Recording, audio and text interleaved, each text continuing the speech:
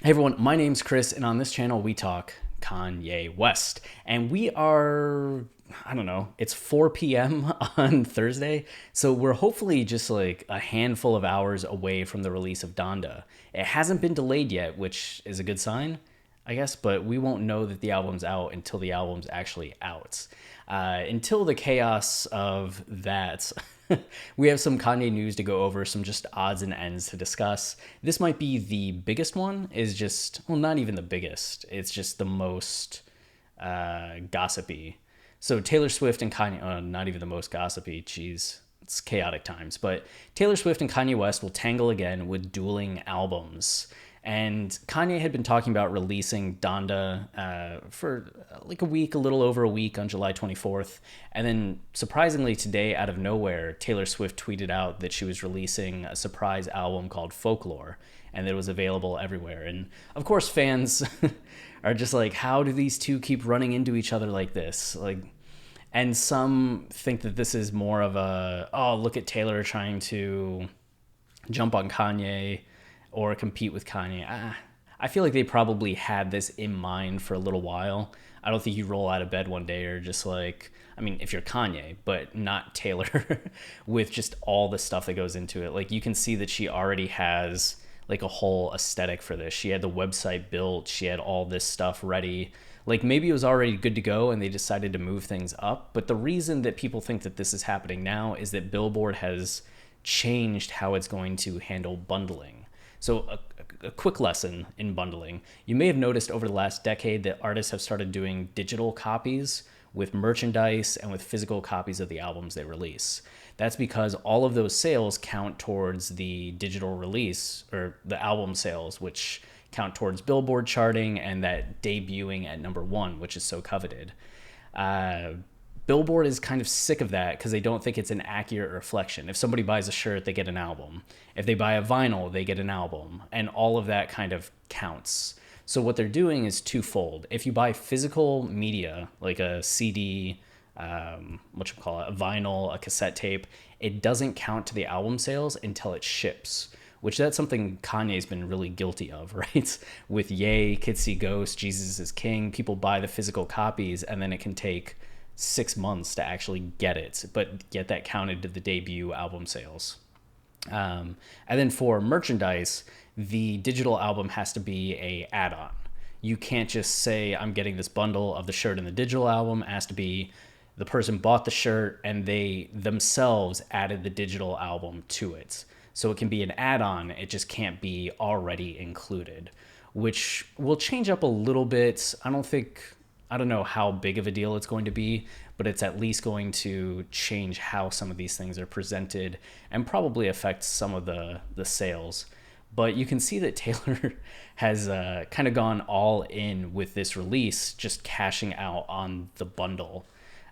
She has a ton of merchandise available and all these versions of the album, like 8 deluxe CDs and 8 deluxe vinyls, which is kind of wild because I think most artists at this point are doing the deluxe, they're doing the vinyl, they're doing the cassette tape, and the digital, of course. But then to have 8 various versions, and it's not even the number that bothers me, it's just the lack of diversity in the aesthetic approach to it. Because you think about Blu-ray releases, right? And you can have the steelbook that's a different art than the standard edition, than the deluxe. Video games have started doing this too. You get a very different cover with the standard versus the collector's edition versus the deluxe edition.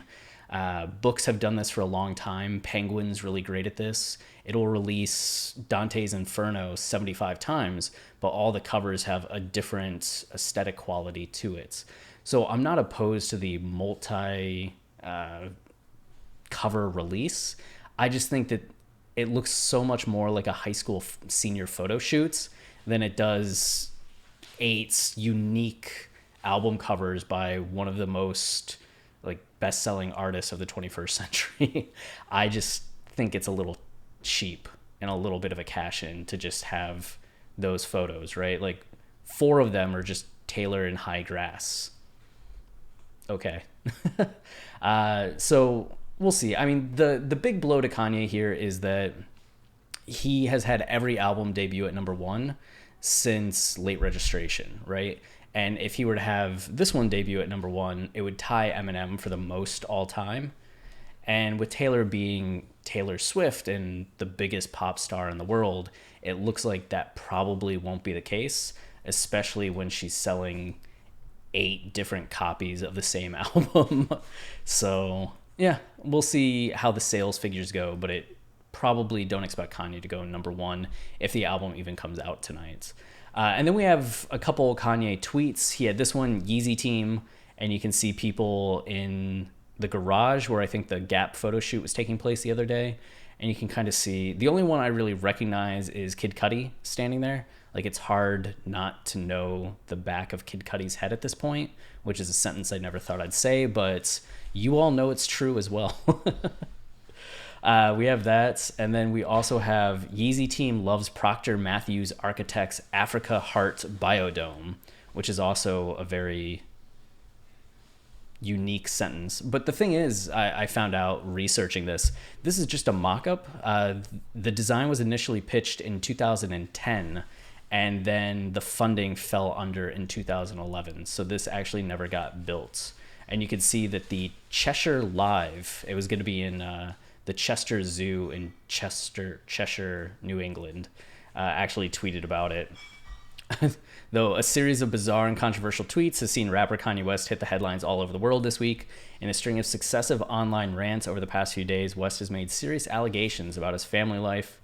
But the rapper, who is said to be running for president, has turned his attention to Chester by tweeting support for a shelved development Chester Zoo had planned to build almost 10 years ago.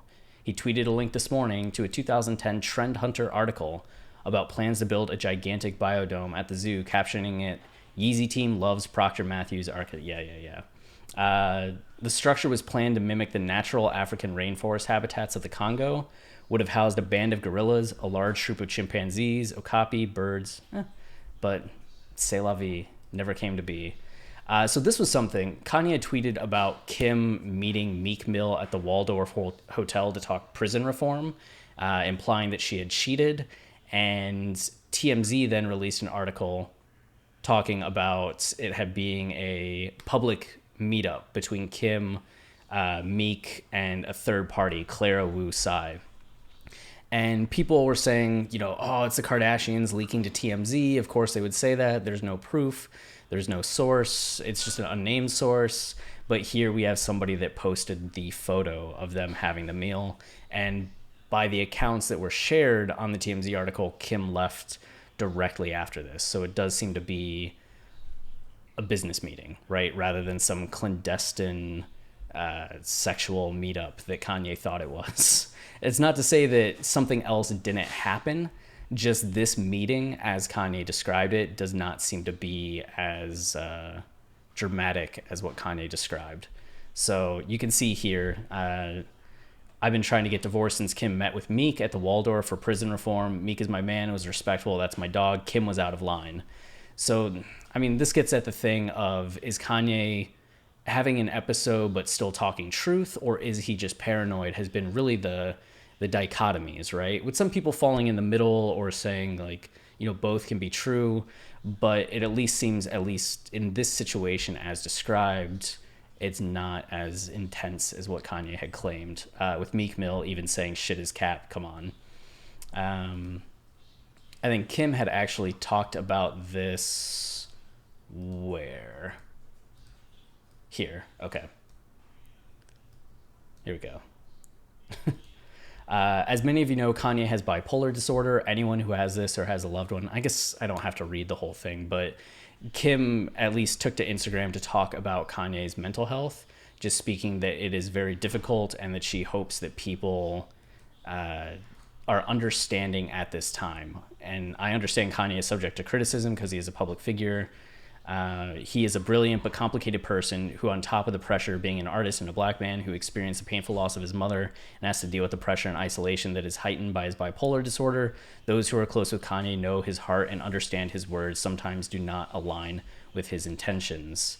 Go on to say, living with bipolar disorder does not diminish or invalidate his dreams and his creative ideas, no matter how big or unattainable they may feel to some.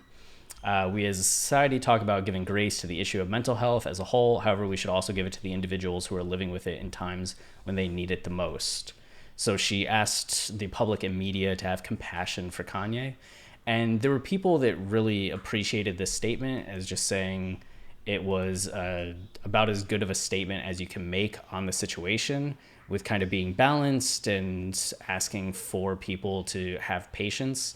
Others were really upset by it, saying it was excusing Kanye's behavior under mental health, or Kim was just ignoring all of the accusations and blaming it on Kanye's mental health, or that she was even saying something like this so it would look better in court for the divorce, which, I mean, I get people are going to have different opinions based on their view of Kim. I like to give people more of the benefit of the doubt than not, and think that it was said with the best of intentions rather than undermining intentions, which might have people laughing at the perceived naivete of that statement. But until we know more about the situation, I'm just listening, right?